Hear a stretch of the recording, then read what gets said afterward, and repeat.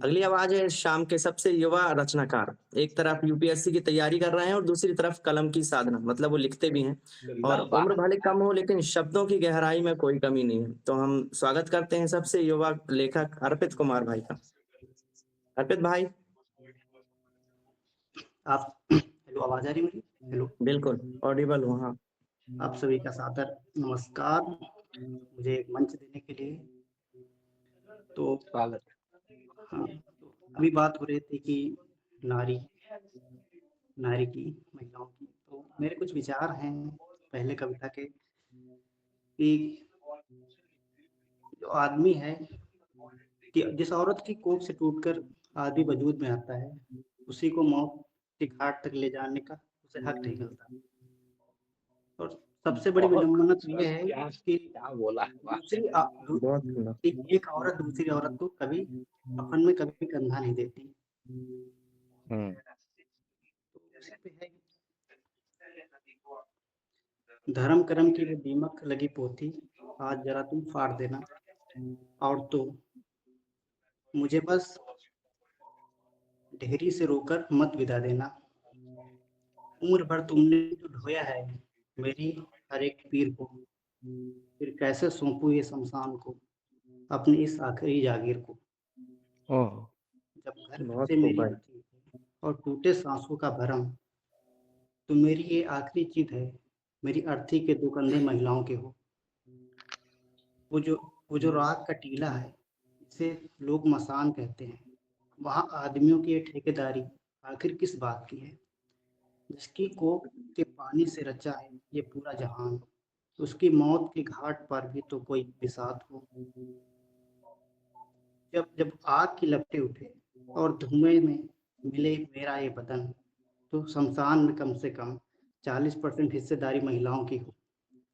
शमशान का वो काला धुआं कोई औरतों का दुश्मन तो नहीं, मौत का ये नंगा सच महज मूंछों वाले की बपौती तो नहीं। उसी दिन आंचल से मुख ना ढकना, आग के बिल्कुल पास खड़ी रहना, मेरी मौत के बहाने ही सही, रस्मों की इन जकड़ी पसलियों को तोड़ देना, रस्मों की इन जकड़ी पसलियों को तोड़ देना। अद्भुत, बहुत सुंदर। बहुत सुंदर भाई। खूबसूरत खूबसूरत। अगर टाइम हो तो एक और अभी जस्ट लिखी थी, थोड़ी 10 मिनट पहले लिखी थी, सुना सकता हूँ। सुना दीजिए भाई, बहुत अच्छी। लिखा यूं है कि यहाँ तो सांसों का भी एक सजरा तय है, यहाँ तो सांसों का भी एक सजरा तय है, तुम किस गुमान में हो? हम तो अपनी ही जमीन पर बेघर हैं, तुम किस मकान में हो? कभी बहुत खूब। देखना तो बहुत सूखी बढ़िया। रोटियां, कभी देखना तो सूखी रोटियां जो किसी ने जात पूछकर छोड़ दी हो। तुम इंसानियत को क्या खाक समझोगे? तुम तो अभी तक शमशान में हो। हम तो सदियों से फटे हुए जेब से गिरते वक्त की तरह जाया हो रहे हैं। हम तो सदियों से फटे हुए जेब से गिरते वक्त की तरह जाया हो रहे हैं। और तुम कहते हो कि तुम्हारे ही हिंदुस्तान में हो, तुम्हारे हिंदुस्तान में। बहुत सुंदर। बहुत सुंदर, बहुत सुंदर। नाइस, बहुत सुंदर। एकदम गहरी संवेदना लिए हुए हैं दोनों कविताएं। बहुत खूब, बहुत सुंदर सुनाया है अर्पित ने।